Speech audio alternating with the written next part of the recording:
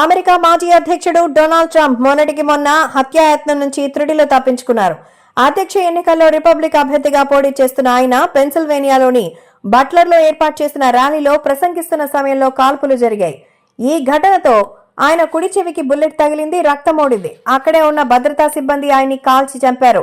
ఈ ఘటన తర్వాత అతి కొద్ది రోజుల్లోనే మళ్లీ ఎన్నికల ప్రచార బరిలో దిగారు. హత్యాయత్నం తర్వాత విస్కాన్సిస్ లోని మిల్వాకీలో నేషనల్ కన్వెన్షన్ లో రిపబ్లికన్ పార్టీ నిర్వహించిన 4 రోజుల వర్క్ షాప్ లో హాజరయ్యారు.